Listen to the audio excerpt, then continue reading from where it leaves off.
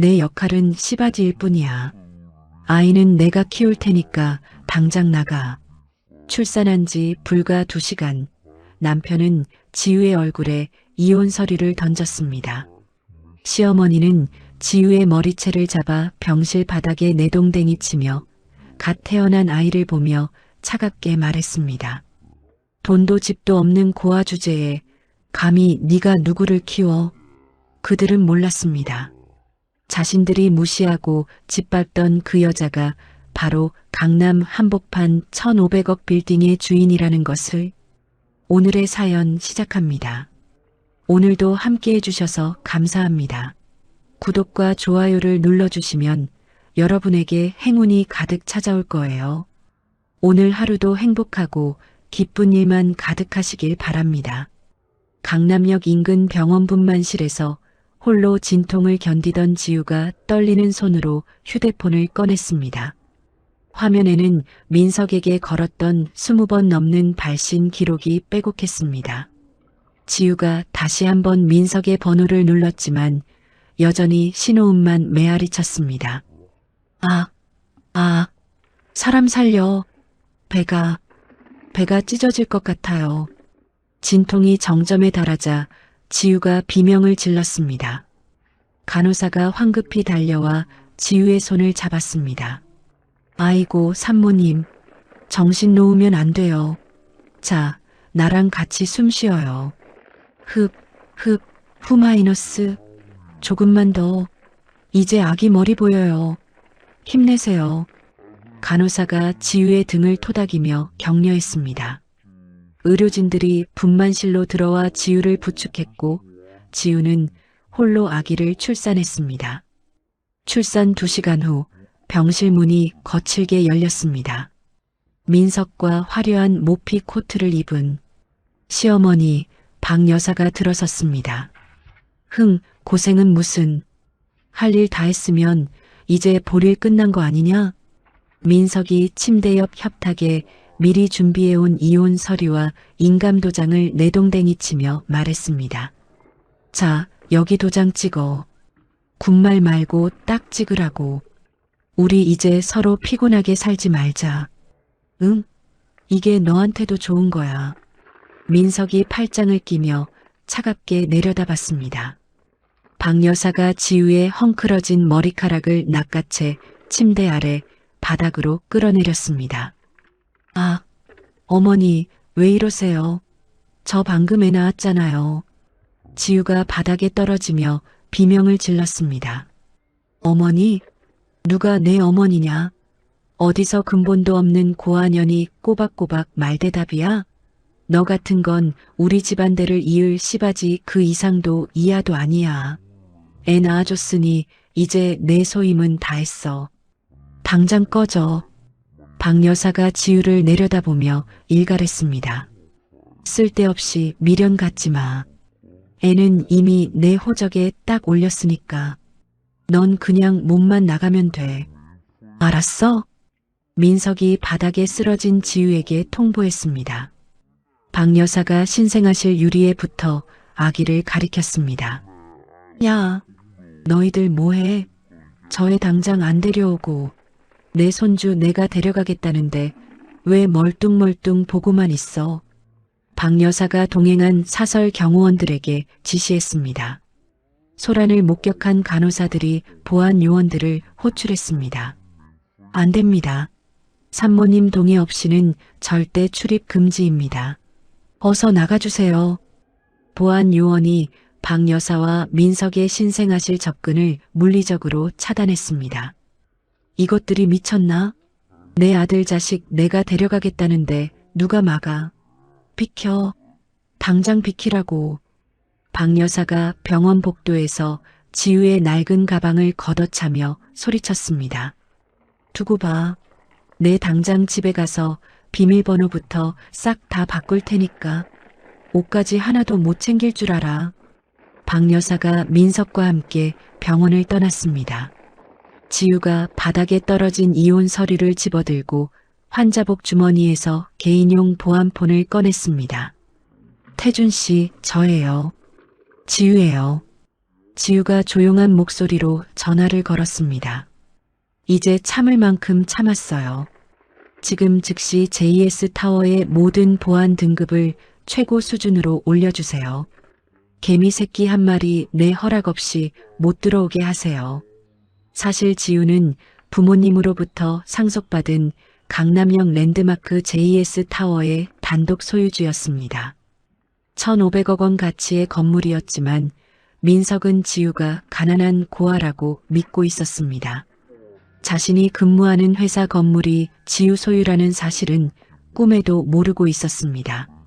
저기, 간호사님 실례지만 휠체어 좀 가져다 주시겠어요? 저 갈 데가 있어요. 지우가 간호사에게 요청했습니다. 지우는 휠체어를 타고 VIP 병동 전용 구역으로 이동했습니다. 개인 금고에서 JS 타워법인 인감과 건물 전체 마스터키 카드를 꺼냈습니다. 태준 씨, 하나 더요. 대한민국에서 제일 실력 있는 이혼 전문 변호사로 당장 선임해 주세요. 지우가 태준에게 추가로 지시했습니다. 병원 정문에는 지우가 호출한 블랙 세단 3대가 대기하고 있었습니다. 검은 양복을 입은 보안팀들이 외부인의 접근을 철저히 감시하기 시작했습니다. 한편 민석은 수진에게 전화를 걸었습니다. 수진아, 나야. 방금 그 지겨운 고한현 병원에 버리고 나오는 길이야. 속이 다 시원하다. 민석이 웃음을 터뜨리며 말했습니다. 이제 우리 세상이야. 누구 눈치 볼 것도 없어. 오늘 밤에 파티하자. 박 여사는 지우가 살던 빌라로 향했습니다. 지우의 물건들을 종량제 봉투에 담아 집 밖으로 내던졌습니다. 에이, 퇴. 재수없는 물건들 치우니까 이제야 살 것 같네. 아주 깨끗하게 정리됐어. 박 여사가 손을 털며 중얼거렸습니다. 병실에서 지우는 창밖으로 멀리 보이는 JS 타워를 바라봤습니다. 자신의 건물 옥상 로고가 붉게 전멸하고 있었습니다. 지우가 병실 안거울로 부어오른 자신의 얼굴을 확인한 뒤 서랍에서 고급 선글라스를 꺼내 썼습니다. 당신들이 감히 누굴 건드렸는지 뼈저리게 느끼게 해줄게. 이제 시작이야. 지우가 무표정한 얼굴로 중얼거렸습니다. 다음 날 오전 8시 지우는 병원 로비에서 비서들의 호의를 받으며 6성급 그랜드 라피네 호텔로 향했습니다. 프레지덴셜 스위트룸에는 이미 전문 의료진이 대기하고 있었습니다. 사모님, 어서 오십시오. 몸조리 하시는 동안 불편함 없으시도록 저희 의료진이 머리부터 발끝까지 깎듯이 모시겠습니다. 필요한 게 있으시면 언제든 말씀만 하세요. 전담 간호사가 지우에게 정중히 인사했습니다. 지우는 스마트패드로 실시간 빌딩 관리 시스템에 접속했습니다.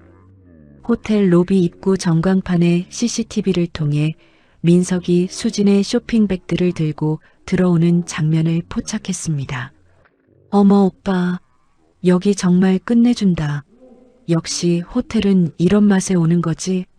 수진이 호텔 직원들에게 거만하게 말했습니다. 이봐요 아가씨들. 내 가방 조심해서 다뤄요. 이거 하나가 당신들 몇 년치 월급보다 비싸니까. 나 누군지 몰라. 나 저기 대단한 재벌가 외동딸이야. 어딜 감히 눈을 똑바로 떠. 서비스가 영 엉망이네. 수진의 무례한 태도가 보안 화면에 실시간으로 기록되고 있었습니다. 태준이 지우의 스위트룸으로 들어와 조사 보고서를 제출했습니다. 회장님, 여기 그 여자의 실체입니다. 아주 질이 안 좋은 사기꾼입니다. 태준이 태블릿을 지우에게 건네며 말했습니다. 이름은 정수진, 나이도 가짜, 학력도 가짜입니다. 빌린 명품이랑 가짜 배경으로 돈 많은 남자를 최소 10명이나 등쳐먹은 전적이 있습니다. 지금 민석 씨도 완전히 그물에 걸려든 겁니다. 한편 박 여사는 지우의 빌라 보증금을 빼내어 은행으로 향했습니다. 에휴, 그 지질한 고환연 보증금이라도 빼니까 이렇게 목돈이 생기네. 이걸로 우리 새 며느리 될 수진이한테 점수 좀 따야지. 박 여사가 명품 시계 매장에서 고가의 시계를 구입하며 승리감에 취했습니다. 이게 제일 비싼 시계 맞지? 우리 수진이는 재벌 딸이라 이런 건 하나 차줘야지. 아이고, 보기만 해도 배가 부르네. 박 여사는 JS 타워 1층에서 운영하는 자신의 카페 라비앙으로 출근했습니다. 얘들아, 내 말 잘 들어. 우리 건물주님이 조만간 나를 VIP 모임에 특별히 초대하신단다. 내가 이 건물의 안주인이나 다름없는데 너희도 똑바로 일해. 알았어? 박 여사가 직원들에게 허풍을 떨었습니다. 지우는 스위트룸 거실에서 박 여사가 카페 위생 수칙을 무시하는 영상을 확인했습니다. 유통기한이 지난 원두를 사용하는 장면이 클라우드로 전송되고 있었습니다. 태준 씨, 저 할망구 좀 보세요. 손님들 먹는 커피에 저런 짓을 하다니. 저 영상 단 하나도 빠짐없이 싹 다 증거로 챙겨두세요. 지우가 태준에게 지시했습니다. 호텔 전담 셰프가 산후조리용 식단을 가져왔습니다. 지우는 식사를 하며 민석의 법인카드 사용 내역을 확인했습니다. 수진의 호텔 숙박비가 결제되고 있었습니다. 내 돈으로 저 사기꾼년이랑 호강을 하겠다? 어림없지. 지금 즉시 승인 보류시키세요. 한 푼도 못 쓰게. 지우가 차분히 지시했습니다. 민석이 호텔 프런트에서 카드 승인 거부를 당하자 당황했습니다. 아니, 이게 왜 안 돼요? 한도가 얼마짜린데. 다시 긁어봐요, 빨리. 아, 진짜 쪽팔리게. 엄마, 나야. 지금 카드가 안 긁혀서 개망신당하고 있어. 돈 좀 빨리 보내줘, 응? 민석이 박 여사에게 전화를 걸어 요청했습니다. 수지는 민석에게 다가가 팔짱을 꼈습니다. 어머, 오빠. 무슨 일이래? 오빠, 내가 진짜 아끼는 정보인데. 내가 관리하는 비상장 주식 펀드 있잖아. 거기 지금 투자하면 금방 몇 배로 불려줄 수 있어. 오빠도 이제 재벌 사위 될 건데 자금 좀 넉넉히 만들어야지. 안 그래? 수진이 달콤한 목소리로 추가 자금을 압박했습니다. 지우는 태준에게 박 여사의 카페 임대차 계약서를 검토하라고 지시했습니다. 여기 조항을 보면 건물의 품위를 손상하거나 영업 규정을 위반할 시 즉시 계약을 해지할 수 있다고 명시되어 있습니다. 아주 유용한 무기가 되겠네요. 태준이 계약서를 가리키며 보고했습니다. 박 여사는 카페 주방에서 행주로 바닥을 닦았습니다. 지우는 이를 증거 자료로 확보하여 구청 위생과에 익명 제보했습니다. 지우는 산후조리를 하며 호텔 내부 스파 시설을 이용했습니다. 동시에 수진이 묵고 있는 방의 결제 수단을 파악했습니다. 기가 차네요. 재벌 딸이라더니 방값 낼 돈도 없어서 전부 사채를 끌어다 쓰고 있습니다. 앞뒤 안 가리고 막 갖다 쓰는 모양입니다. 태준이 분석 결과를 보고했습니다. 민석은 회사에서 사장으로부터 경고장을 받았습니다. 강민석 씨, 자네 요즘 제정신인가? 회사 돈에 손을 대다니. 이번 일 그냥 안 넘어가. 당장 해명하지 않으면 경찰서 갈 줄 알아. 사장이 민석에게 엄중히 경고했습니다. 지우는 호텔 라운지에서 수진이 명품 대여업자에게 독촉 전화를 받는 장면을 직접 목격했습니다. 이봐요. 가방 빌려간 지가 언젠데 아직도 입금을 안 해? 오늘까지 해? 오늘까지 돈 안 보내면 경찰에 신고할 거야. 당장 가방 내놔. 대여업자의 목소리가 수진의 휴대폰에서 들려왔습니다. 태준이 지우에게 녹취록을 전달했습니다. 전 남편분 아주 대담합니다. 지우님 명의를 도용해서 사채까지 쓰려고 서류를 꾸미고 있습니다. 정말 인간 말종이 따로 없네요. 지우는 아기를 돌보는 전담 간호사에게 당부했습니다. 우리 아기 잘 좀 부탁드려요. 이 세상에서 아기 안전이 제일 중요하니까요. 털끝 하나라도 다치면 안 돼요. 지우가 간호사의 손을 잡으며 말했습니다. 전용 엘리베이터 보안 코드를 재설정하여 시댁 식구들의 접근을 완전히 차단했습니다. 박 여사는 카페에 들이닥친 위생 검열반을 보고 당황했습니다. 아니, 소장님, 이게 무슨 난리래요? 우리가 평소에 얼마나 깨끗하게 하는데 위생 검열이라니요. 빨리 저 사람들 좀 쫓아버려요. 박 여사가 전화를 걸었지만 소장이 답했습니다. 박 여사님, 미안하게 됐습니다. 나도 어쩔 수가 없어요. 건물주님이 직접 손을 써서 특별 지시를 내렸단 말입니다. 우리도 위에서 시키는 대로 해야지 어쩌겠소? 소장이 전화를 끊어버렸습니다. 지우는 스위트룸 창밖의 야경을 배경으로 JS 타워의 지분 구조를 확인했습니다. 태블릿 화면을 넘기며 다음 복수 단계를 차분히 설계했습니다. 오냐, 그래. 어디 너희들 마음대로 까불어봐. 내 건물에서 내 돈으로 호강하던 시절은 이제 끝났으니까. 이제 본격적으로 지옥을 보여줄게. 지우가 조용히 중얼거렸습니다. 일주일 후 지우는 호텔 라운지에서 우아한 실크 원피스를 입고 차를 마시고 있었습니다. 멀리서 수진이 셀카를 찍으며 재벌 행세를 하는 모습을 조용히 관찰했습니다. 어머 오빠, 나 지금 급해 죽겠어. 이번에 나온 그 주식 지금 안 잡으면 평생 후회한다니까? 아니, 명색이 재벌 사위 될 사람이 그까짓 투자금 하나 못 만들어서 어떡해? 빨리 좀 서둘러 봐요. 수진이 민석에게 전화를 걸어 재촉했습니다.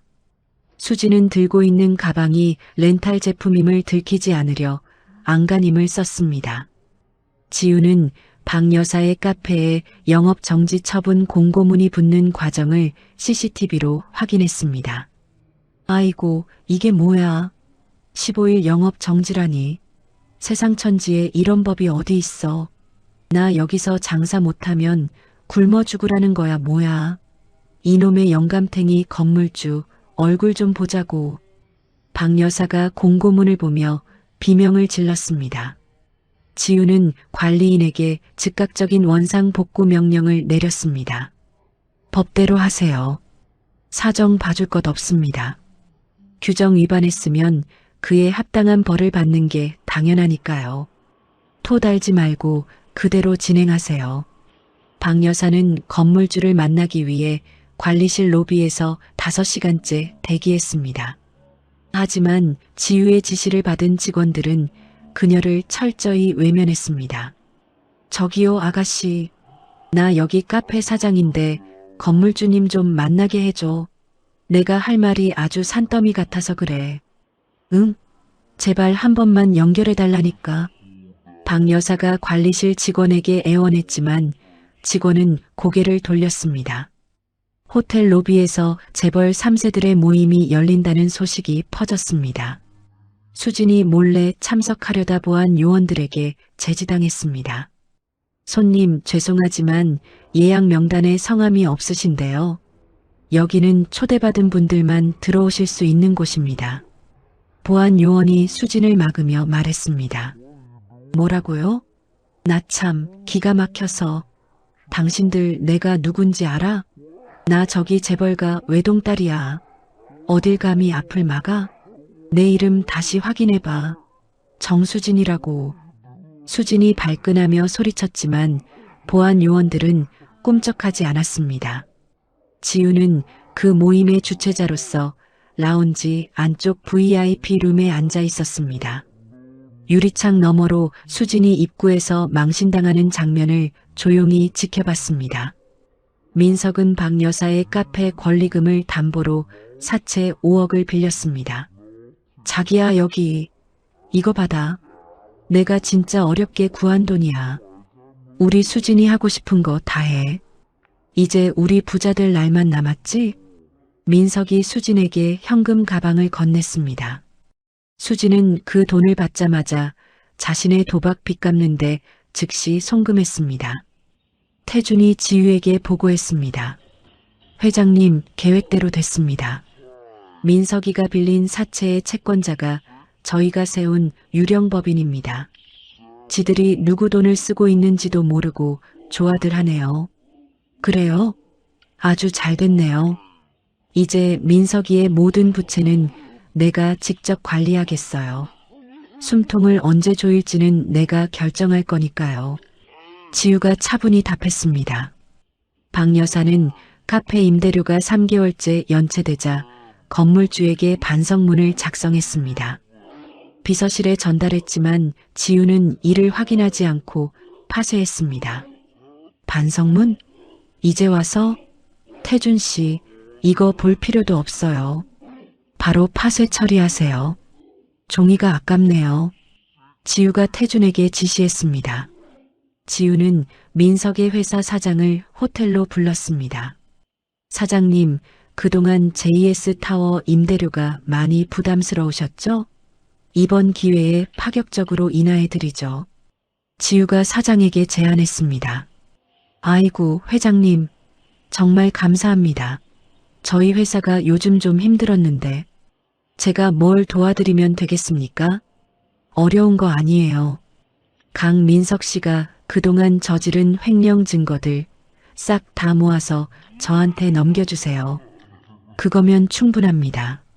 사장이 고개를 끄덕였습니다. 아, 그럼요. 당연히 그래야지요. 그런질 나쁜 놈은 당장 속가내야 합니다. 알겠습니다. 수지는 민석에게 받은 돈이 떨어지자 다른 타겟을 물색했습니다. 호텔바에서 부유해 보이는 남성들에게 접근하기 시작했습니다. 지우는 바의 조명을 조절했습니다. 수진이 타겟으로 정한 남성이 지우가 고용한 연기자임을 눈치채지 못하게 만들었습니다. 박 여사는 카페 영업 정지 중에도 몰래 단골 손님들에게 커피를 팔았습니다. 적발되어 가중 처벌을 받게 되었습니다. 아이고, 여사님, 왜 이렇게 말을 안 들으세요? 영업 정지 중에 장사하면 어떡합니까? 이거 벌금이 어마어마할 텐데 참 답답하시네. 위생 담당자가 박 여사를 보며 혀를 찼습니다. 민석은 수진과의 결혼을 위해 지유에게 협박 문자를 보냈습니다. 야, 한지호, 너 내 말 똑똑히 들어. 아이는 절대 너한테 못 줘. 양육권 포기각서에 당장 도장 찍어. 안 그러면 너 가만 안 둔다. 지우는 답장 대신 민석과 수진의 불륜 영상을 준비했습니다. 민석의 회사 인트라넷에 업로드할 준비를 마쳤습니다. 수진은 지우가 사용하는 호텔 멤버십 등급을 확인했습니다. 뭐? 블랙 등급? 아니, 저 여자가 뭔데 블랙이야? 저게 아무나 받는 게 아닐 텐데. 이상하다. 저 고아년이 대체 정체가 뭐야? 수진이 의구심을 갖기 시작했습니다. 태주는 지유의 지시에 따라 민석이 살고 있는 집의 집행 권한을 확보했습니다. 회장님, 법원 결정 나왔습니다. 이제 손가락 하나만 까딱하면 저 인간들 살고 있는 집에서 당장 쫓아낼 수 있습니다. 태준이 보고했습니다. 박 여사는 건물관리소장에게 고가의 산삼 세트를 건네려 했습니다. 청탁금지법 위반으로 보안 요원들에게 현장에서 적발되었습니다. 아이고, 소장님, 이거 진짜 뇌물 아니에요. 그냥 우리끼리 정으로 주고받는 선물이라니까요. 이거 산에서 캔 귀한 산삼인데 하나 드시고 우리 카페 좀 잘 봐달라고.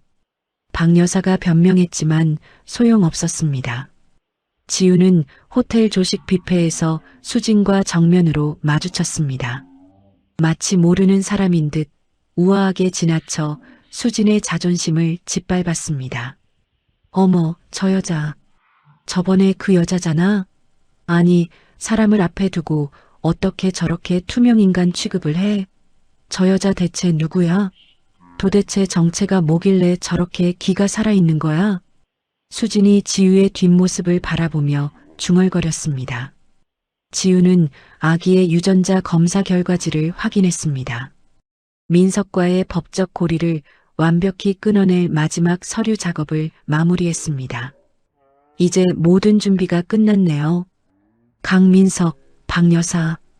당신들이 그렇게 좋아하는 돈과 권력으로 어떻게 무너지는지 똑똑히 지켜봐요. 이제 시작이니까. 지우가 서류를 정리하며 미소를 지었습니다. 열흘 뒤 오후 민석과 박 여사는 수진의 종용에 따라 호텔로 향했습니다. 지우가 머무는 스위트룸 층까지 올라와 문을 두드리며 소란을 피웠습니다. 야, 한지호. 너 안에 있는 거 다 알아. 당장 문 안 열어? 어디서 고한현이 남편 돈으로 이런 데서 호강을 해. 당장 나와서 무릎 꿇고 빌어. 민석이 문을 두드리며 소리쳤습니다. 야, 이 여편네야. 내 손자 어디 있냐고. 내 금쪽 같은 손주 당장 내놓으란 말이야. 남의 집대를 끊어놓으려고 작정을 했어? 어서 문 안 열어. 박 여사가 복도에서 고함을 질렀습니다.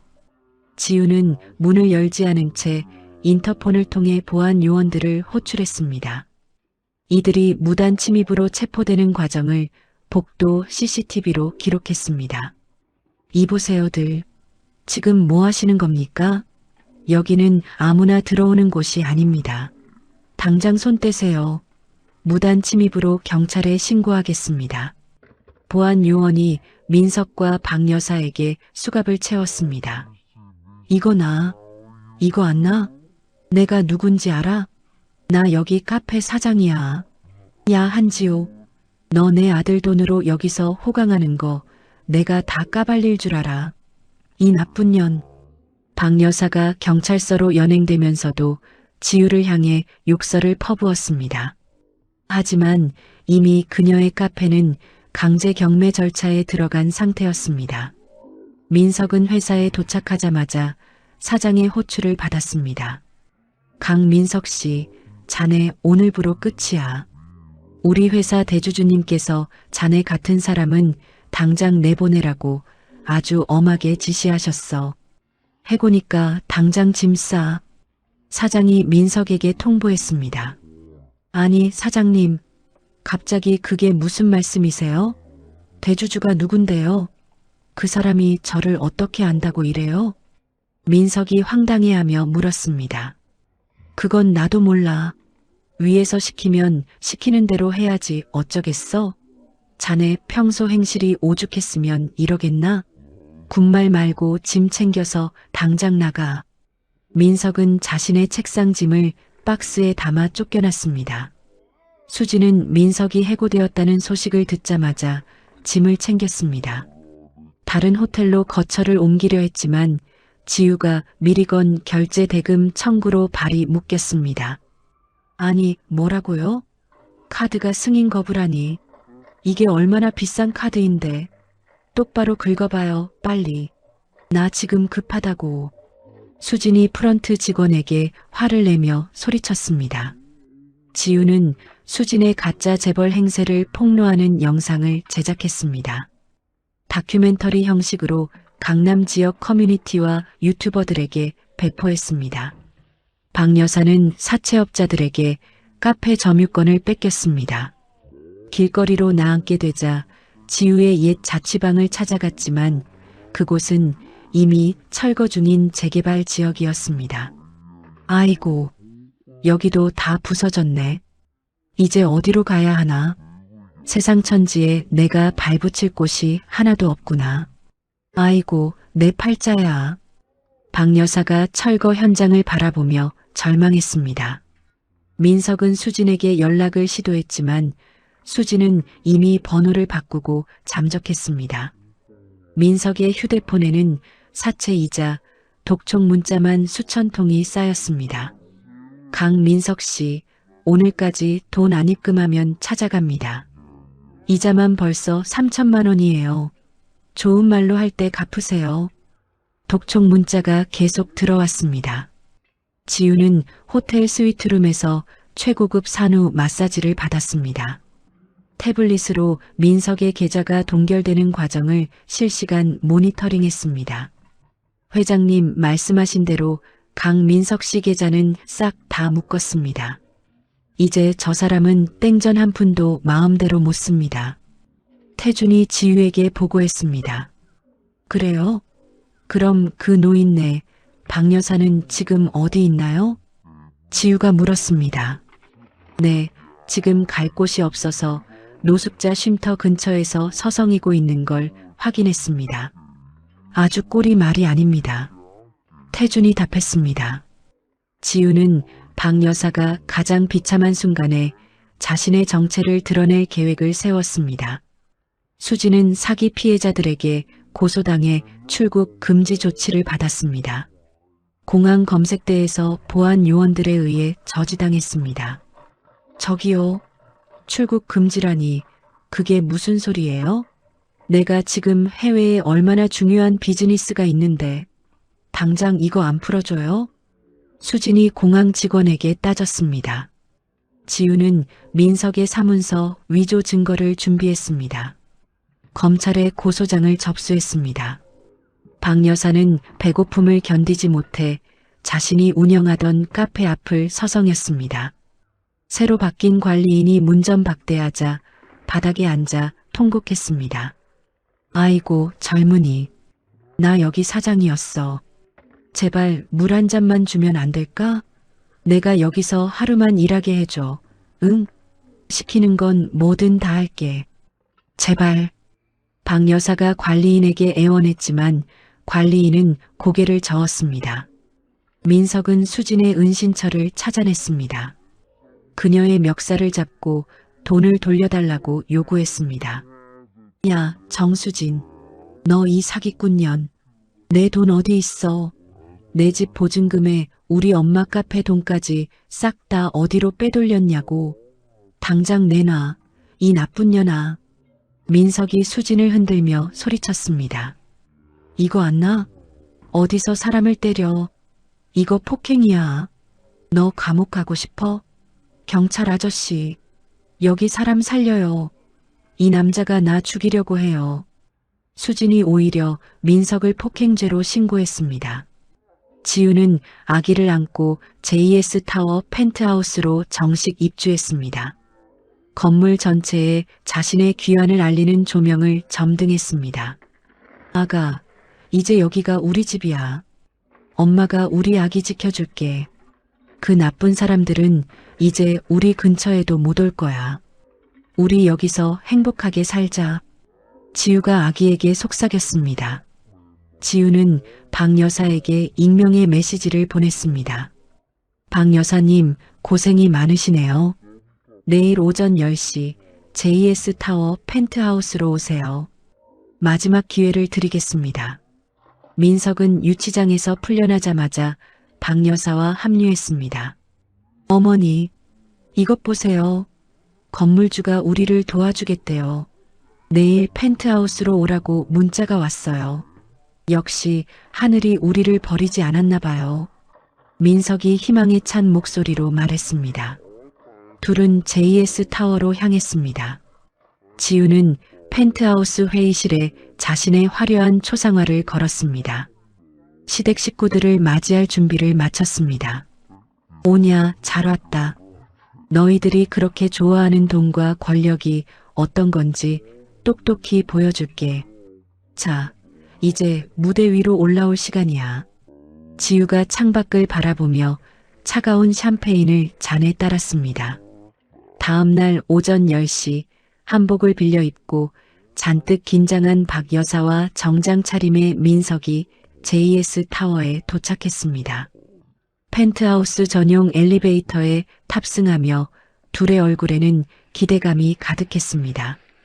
아이고 민석아, 이 엘리베이터 금칠한 것 좀 봐라. 역시 대단한 분이라 스케일이 다르네. 내가 오늘 이 한복까지 차려입었으니까 건물주님 눈에 쏙 들면 우리 카페 당장 돌려받는 거다. 알았어?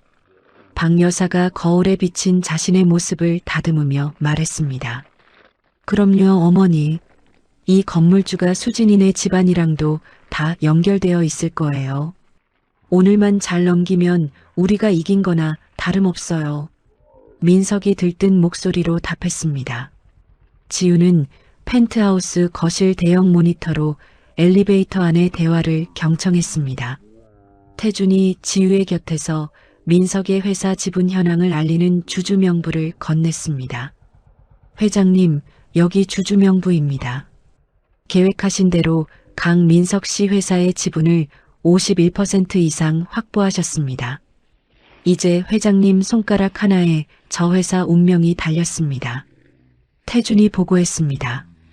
엘리베이터 문이 열리자 박 여사는 펜트하우스의 화려한 인테리어에 압도되었습니다.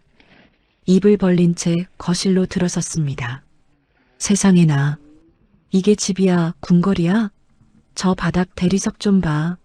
어머머, 저기 앉아 계신 분이 건물주님이신가 봐. 박 여사가 넋을 잃고 중얼거렸습니다. 지우는 거대한 등받이 의자에 몸을 기댄 채 뒤돌아 앉아 있었습니다. 태준이 대리인으로서 박 여사와 민석을 맞이했습니다. 어서 오십시오. 건물주님께서 기다리고 계셨습니다. 이쪽으로 앉으시죠. 태준이 정중히 인사했습니다. 박 여사는 태준 앞에 무릎부터 덜컥 꿇고 눈물을 흘렸습니다. 아이고, 건물주님, 저희 좀 살려주세요. 저희가 세상천지 나쁜 년한테 사기를 당해서 카페도 잃고 길거리로 나앉게 생겼습니다. 제발 자비 좀 베풀어 주세요. 박 여사가 비굴하게 애원했습니다. 건물주님, 제 아내가 저기 대단한 재벌가 외동딸입니다. 지금 잠시 자금이 묶여서 그렇지 곧 2배, 3배로 보상해 드릴 수 있습니다. 저희 좀 믿어주십시오. 민석이 옆에서 끝까지 거짓말을 늘어놓았습니다. 지우는 의자를 천천히 돌려 민석과 박 여사의 얼굴을 정면으로 응시했습니다. 서늘한 미소를 지었습니다. 오랜만이에요. 여기까지 오느라 고생 많으셨네요. 지우가 차분히 인사했습니다. 지우의 얼굴을 확인한 박 여사는 비명을 지르며 뒤로 넘어졌습니다. 아, 네. 네가 왜, 한지우, 네가 왜 여기 앉아 있어? 이게 대체 어떻게 된 일이야? 박 여사가 바닥에 쓰러지며 소리쳤습니다. 야, 한지우, 너 미쳤어? 여기가 어디라고 감히 건물주님 의자에 앉아 있어. 당장 안 내려와? 너 진짜 죽고 싶어? 민석이 눈을 비비며 소리치다 보안 요원들에게 제압당했습니다. 아, 이거나. 이 자식들이 어디다 손을 대. 야, 한지우, 말 좀 해봐. 지우는 책상 위에 박 여사의 카페 임대차 계약 해지 확인서를 놓았습니다. 민석의 해고 통지서를 나란히 배치했습니다. 강민석 씨, 박 여사님, 꿈 깨세요. 당신들이 그렇게 만나고 싶어 하던 건물주가 바로 당신들이 씨바지라고 무시하던 나 한지우니까.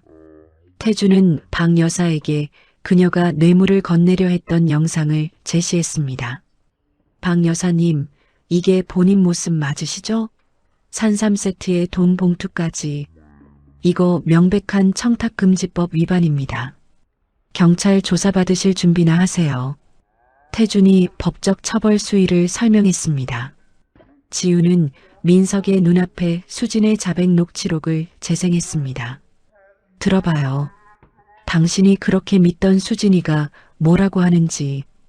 강민석이 다 시킨 일이다. 자기는 잘못 없다고 아주 상세하게도 풀어주더라고요. 당신 수진이랑 같이 공범으로 쇠고랑 차게 될 거야. 지우가 차갑게 알렸습니다. 박 여사는 지우의 다리를 붙잡으며 애원했습니다. 지우야, 아이고 지우야, 내가 눈이 멀었었다. 내가 죽을 죄를 지었어. 그래도 우리 정이 있지 않니? 우리 아이를 봐서라도 한 번만 살려다오. 응? 박 여사가 울먹이며 매달렸습니다. 지우는 박 여사의 손을 차갑게 뿌리쳤습니다. 정이라고 하셨어요? 내 아이를 씨바지 자식이라 부르고 갓 해산한 나를 차가운 병원 바닥에 내동댕이 치던 그 손으로 감히 내 아이를 입에 올려요?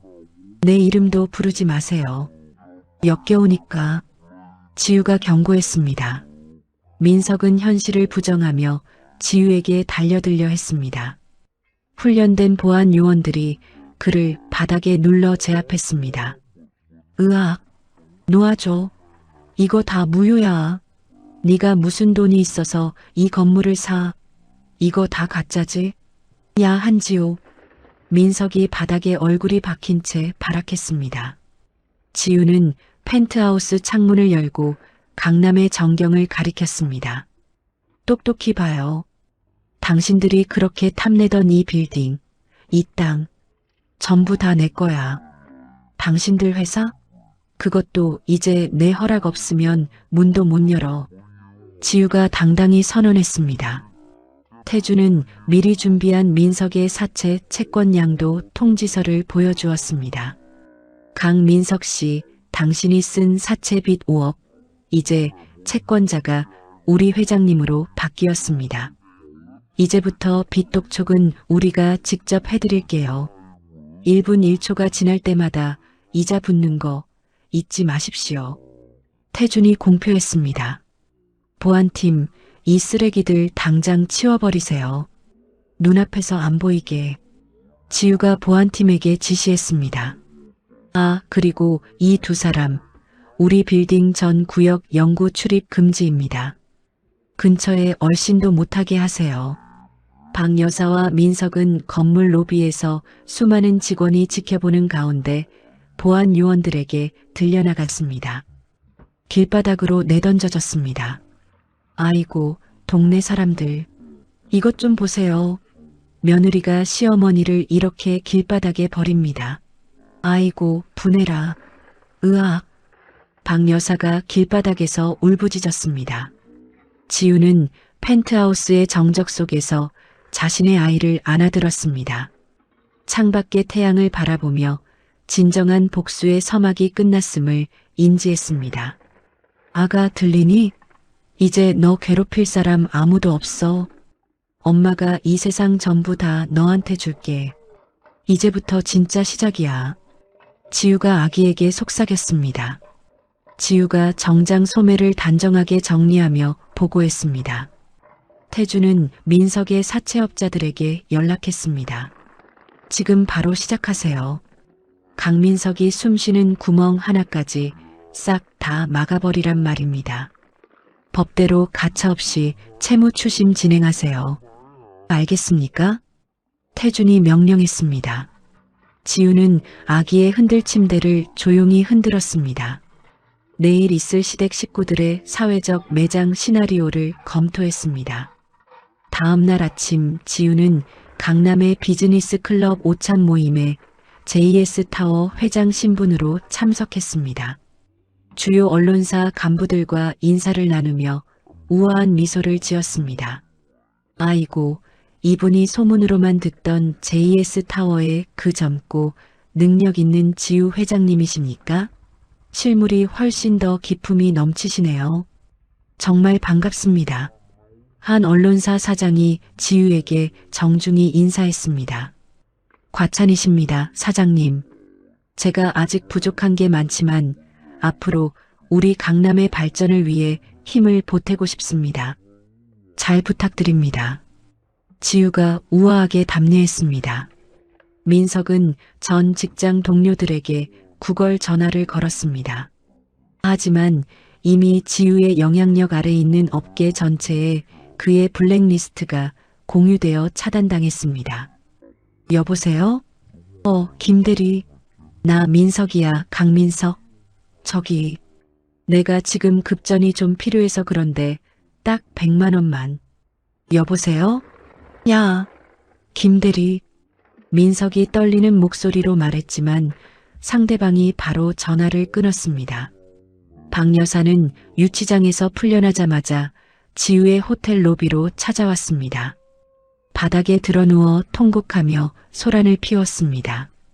아이고, 동네 사람들. 이것 좀 보소. 며느리년이 건물주라고 유세를 떨면서 시어머니를 경찰서에 쳐넣었어.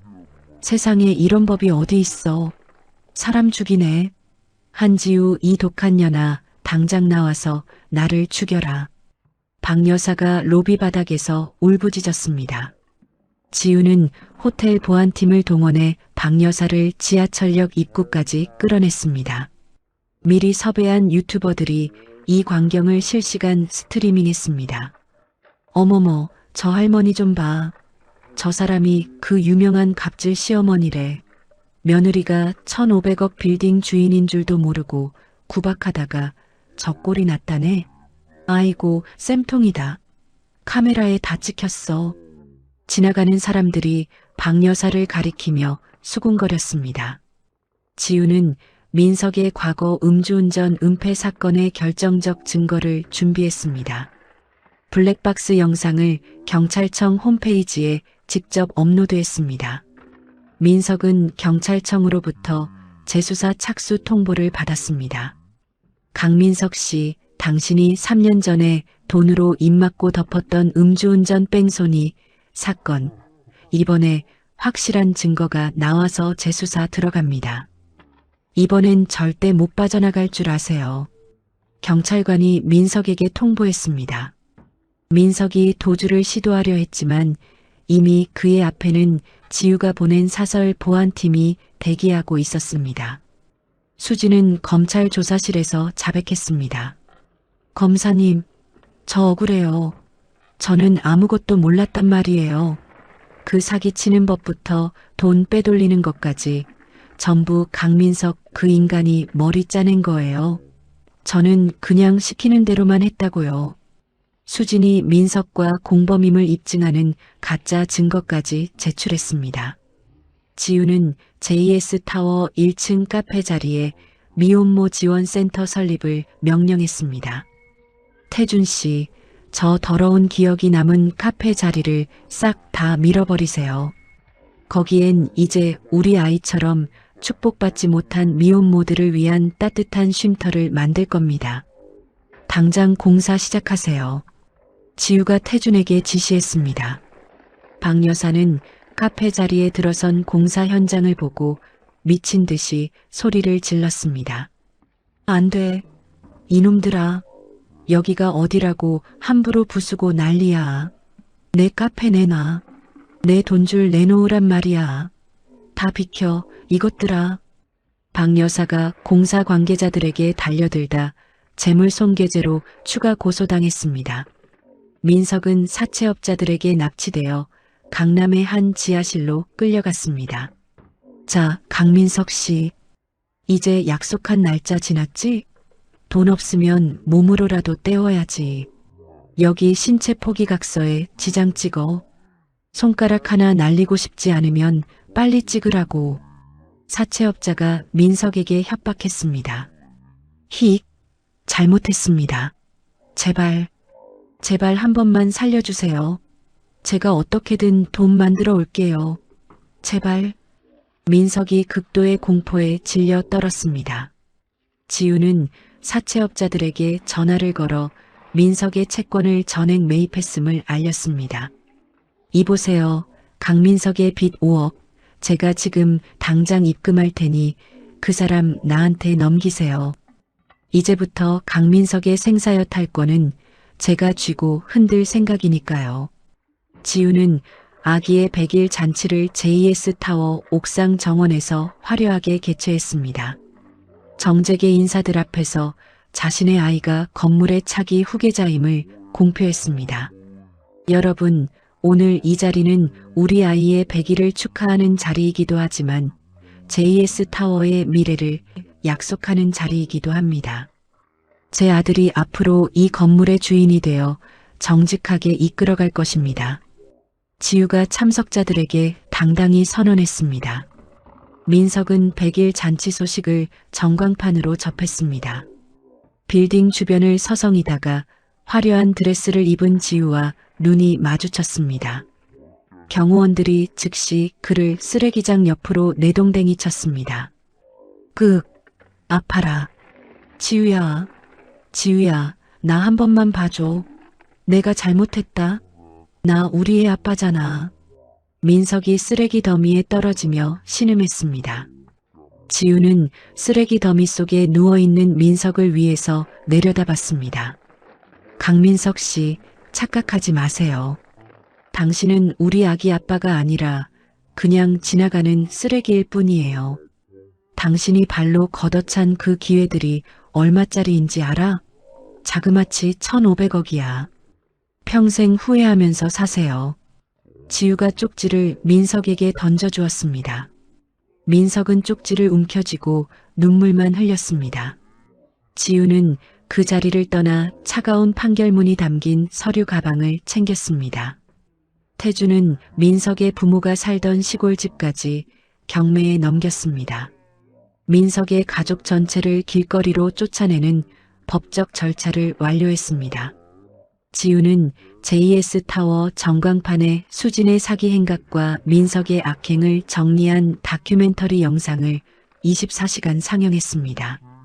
그들의 얼굴을 강남의 수치로 만들었습니다. 박 여사는 길거리에서 폐지를 줍는 노인들과 다투었습니다. 과거 자신이 무시했던 시장 상인들에게 소금 세례를 받았습니다.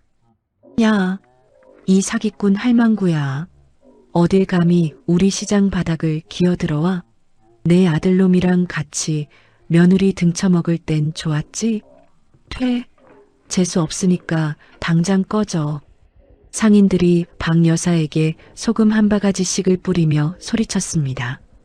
민석은 낡은 빌라 근처의 고시원을 전전했습니다. 하루 한 끼를 걱정하는 처지가 되었습니다.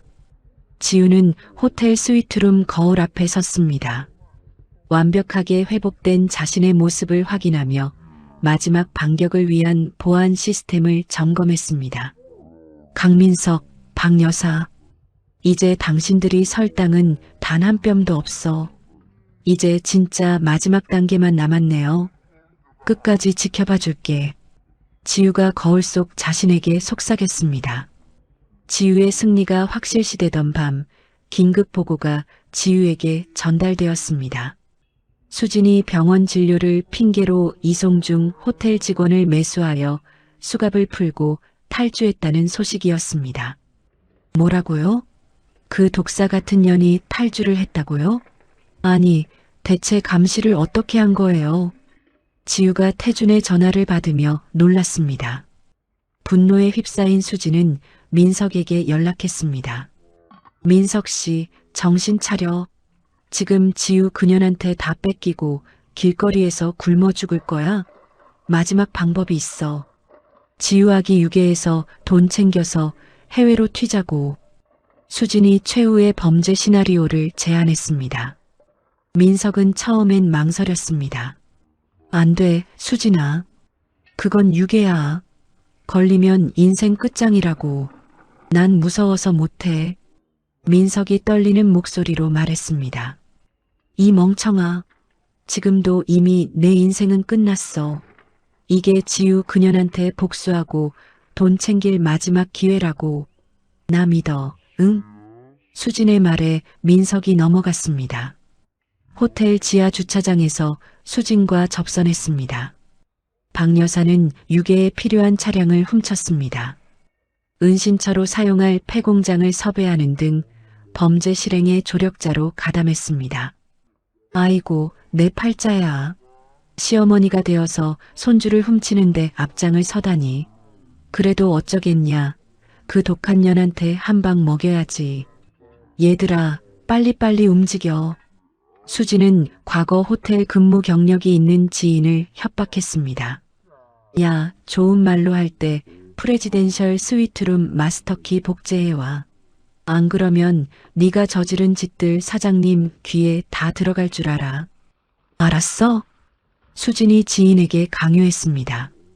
새벽 3시 수진은 호텔 청소부 복장으로 위장하고 얼굴을 가렸습니다. 지우가 머무는 스위트룸 층으로 잠입했습니다. 지우가 거실에서 태준과 기부 행사 일정을 조율하는 사이 수진은 환풍구를 통해 최루 가스를 살포했습니다. 전담 보모가 무력화되었습니다. 쿨럭. 아이고, 이게 무슨 냄새야. 정신이. 보모가 쓰러지며 신음했습니다.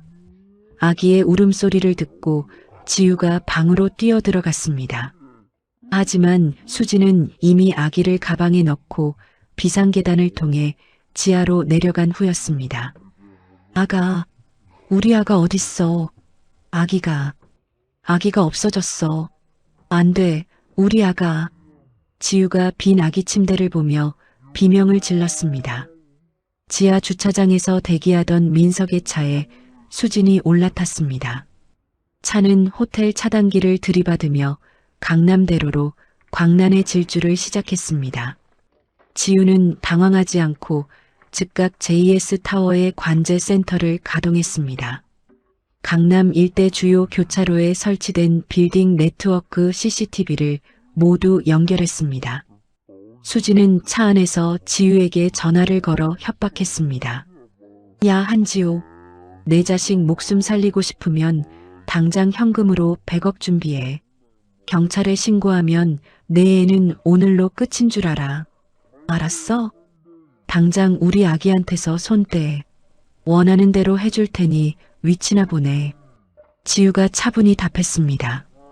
지우는 전용 헬기를 이륙시켰습니다. 차량의 GPS 신호를 추적하여 민석의 차가 향하는 도주로를 실시간으로 차단하기 시작했습니다. 민석은 경찰차의 사이렌 소리에 겁을 먹고 운전대를 놓으려 했습니다. 수진아, 저기 경찰차야. 나 무서워. 이제 그만하자. 제발 차 세워줘. 이 등신아. 운전대 똑바로 앉아봐. 지금 멈추면 우리 다 죽는 거야. 계속 가라고, 빨리. 수진이 칼을 들이밀며 강요했습니다. 지우는 사설 보안팀 20명을 도주로 길목마다 배치했습니다. 민석의 차량 타이어를 저격용 마취총으로 명중시켜 차량을 멈춰 세웠습니다. 펑! 슈 마이너스. 타이어가 터지는 소리와 함께 차가 비틀거렸습니다. 차량이 전복될 위기에서 간신히 멈추자 민석은 차 문을 열고 도망치려 했습니다. 지우가 보낸 경호원들이 그의 머리채를 잡았습니다. 아파. 놔줘. 나 아니야. 난 그냥 운전만 했어. 수진이가 시킨 거야. 제발 놔줘. 민석이 발버둥쳤습니다. 수진은 아기를 인질로 잡고 차 안에서 버텼습니다. 가까이 오지 마. 오면 이에 확 어떻게 해버릴 거야. 다 물러나라고. 지우는 직접 차 문을 열고 들어갔습니다. 수진의 손목을 꺾고 아기를 안전하게 확보했습니다. 내 손목. 나, 이 고아녀나. 이거 놓으라고. 지우는 아기를 품에 안고 차가운 눈빛으로 수진의 뺨을 세게 후려쳤습니다. 짱 마이너스. 입 닥쳐. 인간이 아닌 짐승에게는 관용도 아까워. 네가 감히 내 아이를 건드려? 내 인생은 오늘로 정말 끝이야. 박 여사는 은신처에서 대기하다가 출동한 경찰들에 의해 현장에서 체포되었습니다. 아이고 민석아, 내 아들아. 이 나쁜 년아, 네가 우리 모자를 이렇게 망치는구나. 너 죽고 나 죽자. 이 나쁜 년. 박 여사가 아들을 저주하며 발악했습니다. 지우는 아기의 심박수를 체크하며 안도의 한숨을 내쉬었습니다. 태준 씨, 저것들 당장 끌고 가세요. 특수 유괴죄의 탈주까지 세상에서 제일 무거운 벌을 받게 할 거예요. 절대 봐주지 마세요. 지우가 태준에게 지시했습니다. 강남대로 한복판에서 수백 명의 목격자가 지켜보는 가운데 민석과 수지는 다시 한번 수갑이 채워진 채 압송되었습니다. 아가, 괜찮아. 이제 다 끝났어. 엄마가 지켜줄게. 다시는 무서운 일 없게 할게. 지우가 아기를 안고 속삭였습니다. 민석과 수지는 법정으로 향하기 전 검찰 조사실에서 서로의 죄를 떠넘기며 추악한 육탄전을 벌였습니다. 야, 이게 다 너 때문이잖아. 네가 꼬셔서 내가 이 지경이 된 거 아니야. 네가 아기 유괴하자고 나를 살살 꼬드겼잖아. 이 앙큼한 년아. 민석이 수진을 가리키며 핏대를 세워 소리쳤습니다. 뭐라니? 이 덜 떨어진 인간이. 당신이 먼저 나한테 돈 없다고 징징거리면서 애 데려오자고 했잖아. 어디서 나한테 다 뒤집어 씌워. 죽을래? 수진이 도끼 어린 눈으로 민석의 머리채를 한 움큼 잡아당겼습니다. 지우는 JS 타워 법무팀을 동원하여 추가 증거를 수집했습니다. 민석과 박 여사가 과거 지우의 부모님 사고 당일 보험금을 노리고 증거를 인멸하려 했던 정황을 밝혀냈습니다. 회장님, 여기 짐승만도 못한 짓을 저지른 증거들입니다. 부모님 사고 때 레카 기사 매수해서 블랙박스 숨기려 했던 기록까지 싹 다 찾아냈습니다. 태준이 지우에게 증거 파일을 건넸습니다. 재판 당일 지우는 JS 타워 회장으로서 수십 명의 변호인단을 대동하고 법정에 나타났습니다. 압도적인 위험을 과시했습니다. 민석은 판사 앞에서 궤변을 늘어놓았습니다. 판사님, 억울합니다. 제 아내가 돈 많은 걸 숨기고 저를 속였단 말입니다. 제가 얼마나 정신적으로 큰 충격을 받았으면 그랬겠습니까? 저는 제정신이 아니었습니다. 민석이 비굴하게 변명했지만 갤러리에서 비웃음만 샀습니다. 세상에 저 사람 입이 달렸다고 저런 소리를 해?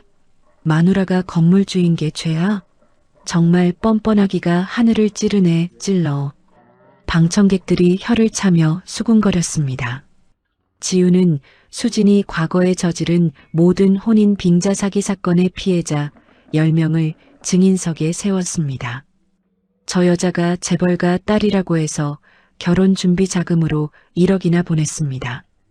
제 노부모님 노후 자금까지 싹 다 가져갔어요.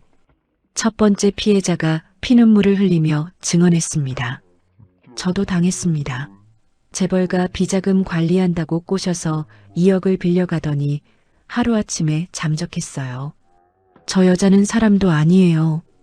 두 번째 피해자가 이어서 분노를 터뜨리며 증언했습니다.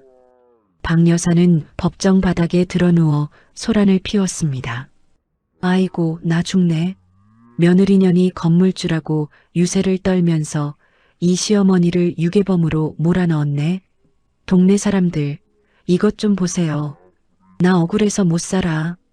박 여사가 대자로 누워 울부짖다 감치 명령을 받고 보안 요원들에게 사지가 들린 채 강제로 끌려나갔습니다. 지우는 민석이 수진과 공모하여 지우 명의의 사문서를 위조한 명확한 증거 서류를 재판부에 제출했습니다. 회장님 몰래 도장을 파서 인감증명서를 떼고 수억 원 대출까지 받으려 한 정황이 여기 서류에 낱낱이 적혀 있습니다.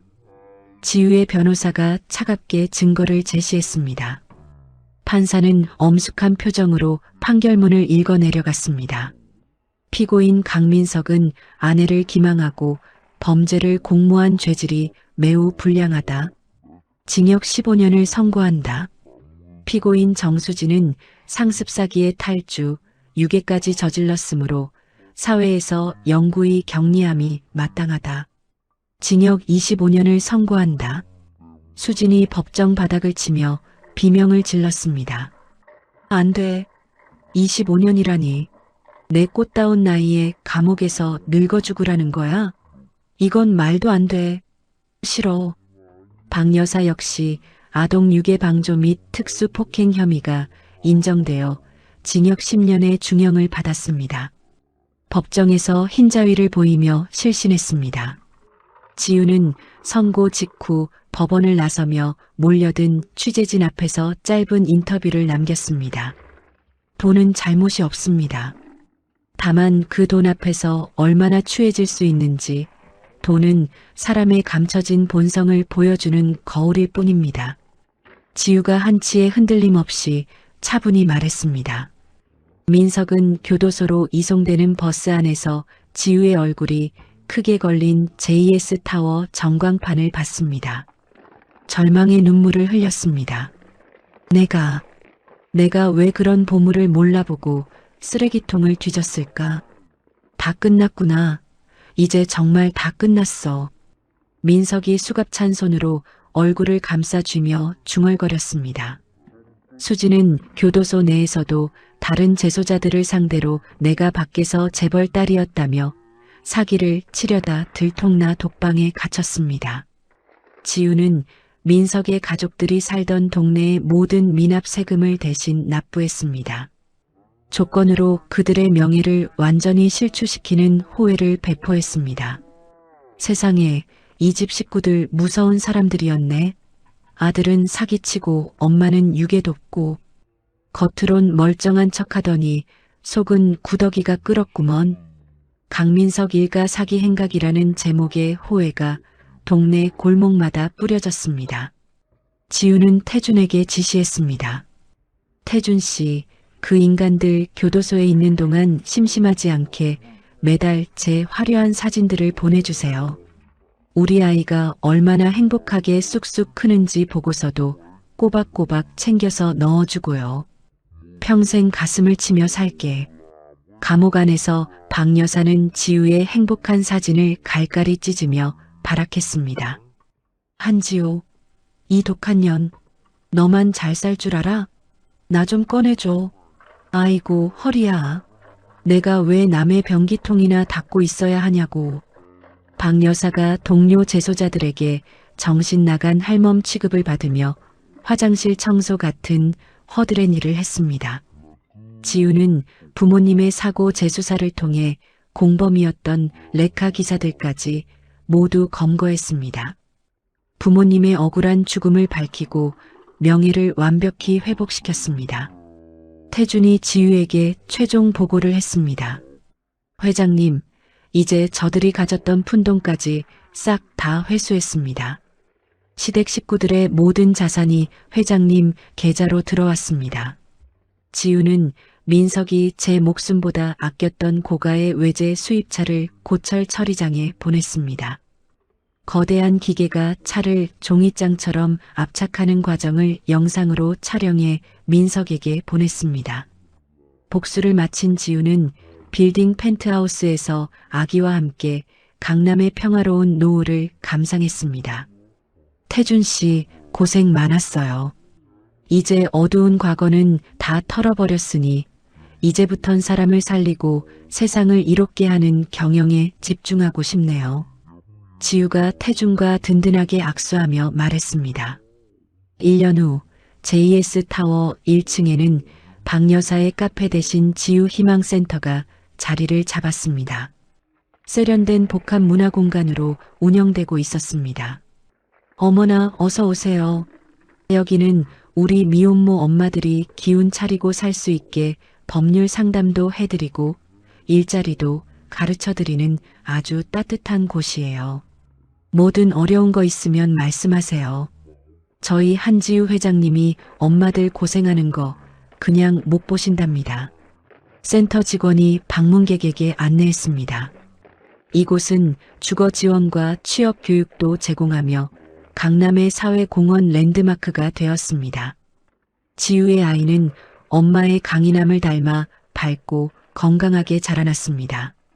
센터의 홍보 모델로서 수많은 사람에게 사랑받았습니다. 가출소한 민석은 갈 곳 없는 신세로 강남 거리를 배회했습니다. JS타워 전광판에 나오는 지우의 성공 인터뷰를 보고 넋을 잃었습니다. 아이고, 지우야. 저 예쁘고 대단한 여자가 내 마누라였는데 내가 왜 그런 미친 짓을 해서 이 꼴이 됐을까? 저 높은 곳에 있는 사람이 내 사람이었는데 지우야, 나 한 번만 봐주면 안 되니? 전광판에서 뉴스가 흘러나왔습니다. JS그룹의 한지우 회장이 소외된 이웃을 위해 1,000억 원의 기금을 추가로 기부했습니다. 진정한 노블레스 오블리주를 실천하는 한 회장의 행보에 전국적인 찬사가 이어지고 있습니다. 박 여사는 교도소 병동에서 영양실조와 치매 초기 증세를 보였습니다. 아무도 찾지 않는 고독한 노년을 보냈습니다. 아지매, 자꾸 아들 찾지 마요.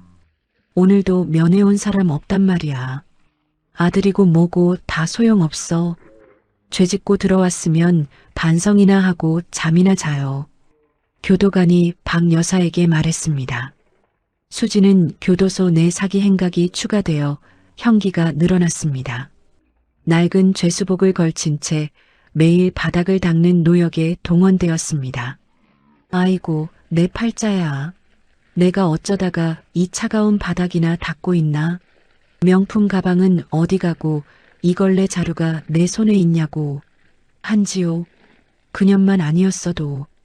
지우는 태준과 함께 강남 도심 녹지 조성 프로젝트를 발표했습니다.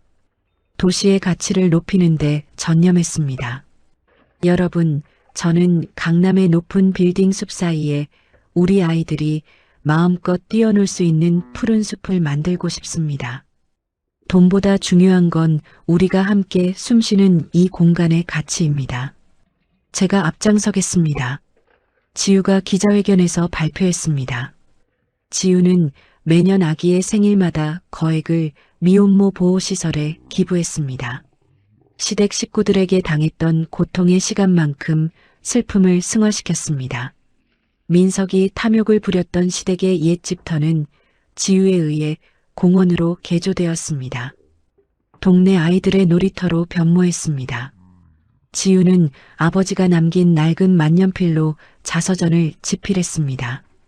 성공과 복수의 기록을 담은 책이 베스트셀러가 되었습니다.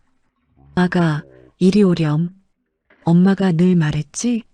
이 세상에서 가장 강한 사람은 주먹이 센 사람도 돈이 많은 사람도 아니야. 자기 자신을 바르게 지킬 줄 알고 남을 도울 줄 아는 따뜻한 힘을 가진 사람이란다. 너도 그런 어른으로 자라야 해. 지우가 매일 밤 아이에게 삶의 지혜를 들려주며 잠자리에 들였습니다. 지우의 재단은 전 세계 가난한 아이들을 돕는 글로벌 네트워크로 확장되었습니다. 그녀의 이름은 단순한 건물주를 넘어 자선가로 기억되었습니다. 세월이 흘러도 JS 타워는 강남의 중심에서 변치 않는 광채를 뿜어냈습니다. 지우의 철학을 상징하는 건축물로 남았습니다. 지우는 곁에서 든든한 동반자가 되어준 태준과 함께 새로운 비즈니스 파트너로서 전 세계를 무대로 활동했습니다. 민석은 폐지를 줍다가 지우의 자서전이 인쇄된 신문지를 발견했습니다. 자신의 어리석음을 자책하며 눈물 젖은 빵을 씹었습니다. 아이고, 내가 정말 천치 바보였지. 복덩이를 내 발로 걷어차고 이런 쓰레기나 줍고 다니다니. 지우야, 미안하다. 정말 미안해. 흑흑. 민석이 신문지를 바라보며 중얼거렸습니다. 지우희망센터의 첫 번째 졸업생들이 지우에게 감사의 편지를 전달했습니다. 그녀의 선한 영향력이 전국으로 퍼져나갔습니다. 지우는 부모님의 묘소를 다시 찾아갔습니다. 이제는 눈물이 아닌 미소로 인사를 건네며 진정한 홀로서기에 성공했음을 보고했습니다. 아버지, 어머니, 저 이제 정말 괜찮아요. 나쁜 사람들은 다 죗값 치렀고 우리 아이도 이렇게 예쁘게 잘 컸어요.